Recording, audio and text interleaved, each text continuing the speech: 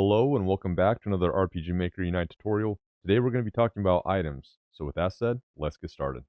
Alright, so when we want to go add an item, we simply just click on Equipment's an item and then go to the item section. Right here you can right click on a new item, but we're just going to go and look at one right here. So you can see that we have different sections and we're going to go through all of these today. We have the basic settings and we have effect on target and then effect on user.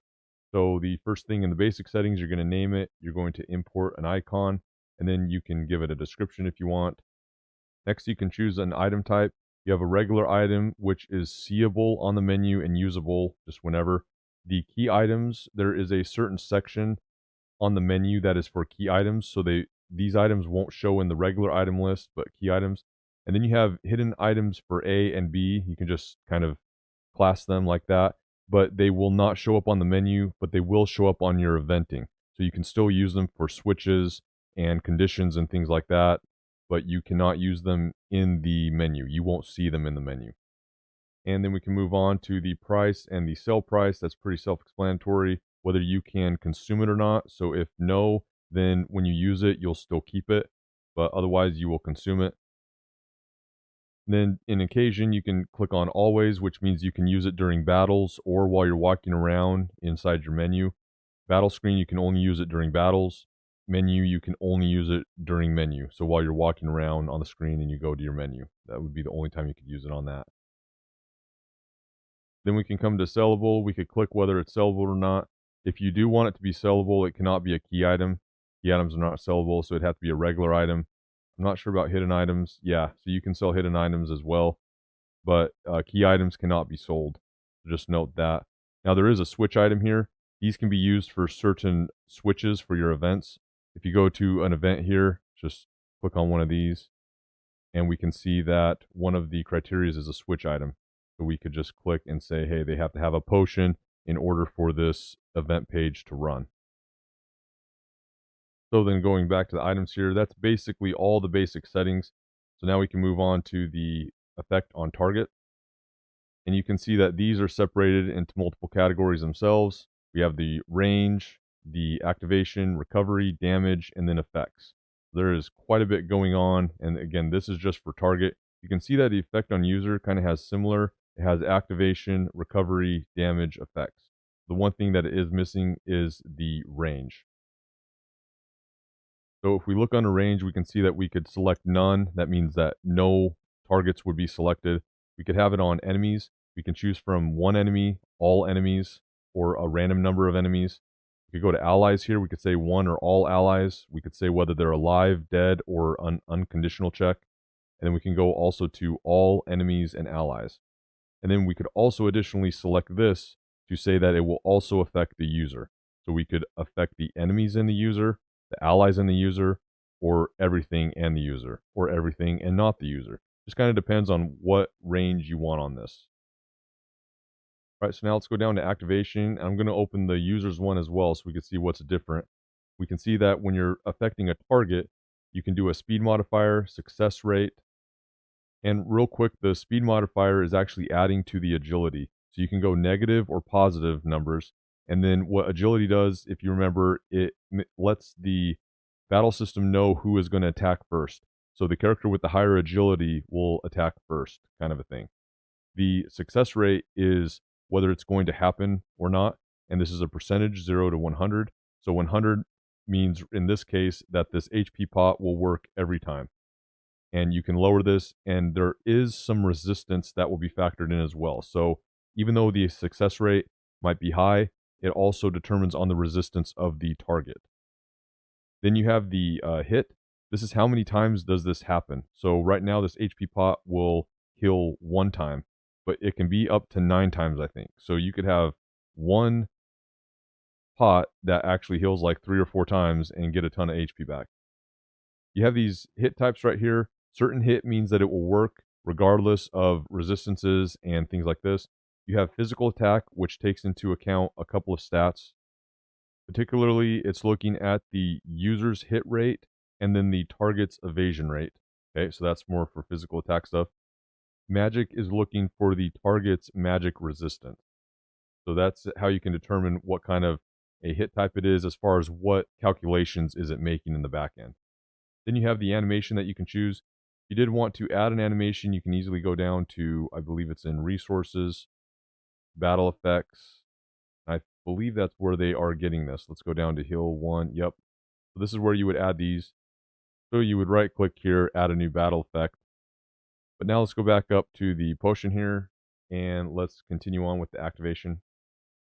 Now you'll see that the only difference between a target effect of this item and the user effect is that the TP gained is under the activation, and this is how much TP that the character will gain when they use this item. It can go from 0 to 100. Now we can close these activations and let's open the recoveries of each and let's see what the differences are. You can see there's already one more section here. So you have recover HP, recover MP, and then you have TP gain. And so you do have to remember that this is the effect on the user. All right. And so we already have activation TP gain. So you didn't need to do TP gain if it's used on the user. But this is setting up for if the range is allies as well. So this is why we needed a TP gain section on this recovery one. So if we go to recover HP, you can see that this potion is obviously doing a fixed recovery right here. If we look at some of the other ones, you can see that the high potion is doing the same thing. The max potion is actually a percentage of the max value. Magic water is recovering MP right here. A revival herb is running a formula. So you can run these formulas, and I'm pretty sure that they are the same kind of formulas you could run in previous RPG makers, but I do need to look into that more. And there's a variance option right here. And what this is saying is that it will go above or below 20% of whatever value that was. So let's just say that this was 20% of 100. Let's say it was a fixed value. Let's go back to potion. The fixed value was 100, and then there was a variance of 20. All right. So what this would do is say that the actual healing would be between 80 and 120. So that would be the variance of this 100%. This is percentage, so this was just the easiest way to kind of show it. It's not like a direct number, but that's how it worked when your fixed value is 100. And then you can really see that the other things are really the same as far as the things that you get. Formula, percentage of the max value, max recovery. And real quick, max recovery, max percentage. What this option is doing is if you're using a formula or a percentage max, so let's say that this HP pot is going to heal 30%, because this is percentage, 30% of the user of the target's HP. This max value is going to say that there is a cap to it, all right? And this is mostly useful for formulas. So if you want to have a cap of a max, this is what you would do, and this is where you would put it. All right, so let's close the recovery. We can see that the recovery on the user end is basically the same. So now let's go to the damage. And we can see that the target effect has a free input right here.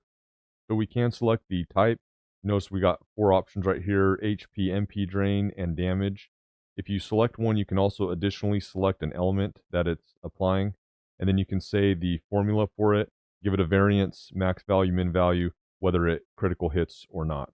And you can see that we have those options for the damage when it's on the user as well. The only thing really missing is the max value, min value. All right, so we'll close these damages up here. We'll go to effects. Now, these are the things that you can just add. Now, these ones got 3: state, parameter, and other. So let's look at all 3 of these, and you can see this is also on the target as well. Let's make sure that they have the 3 only. Yep, they do. We'll just stick on here. We got states, we have parameters, and then we have other. Right, so in the states here, you can add a state or remove a state, and then you just select what state you want. And then I have a video going over how to add states. Now, if we go to parameters, you can see that we have if it's a buff, a debuff, or remove a buff, debuff. And then we can just pick from one of the parameters and then give it a value. On the others, we have a couple options here. We have special effects. This is like escape, I guess the only special effect it has. We can also do growth, which will grow one of your parameters here. We can do obtain a skill, in which you can select a skill to obtain, and then common events. Now, this one can run an actual common event. We're going to get to this in another video, but if you do need to simply get there, you can go to common event, click on new, add, and then this will pop up. I think I have one already just to show that the list is there. Yeah, that's all there really is to setting up an item in RPG Maker Unite. If you have any questions, you can throw them down in the comments below. And with that said, I'll see you at the next video.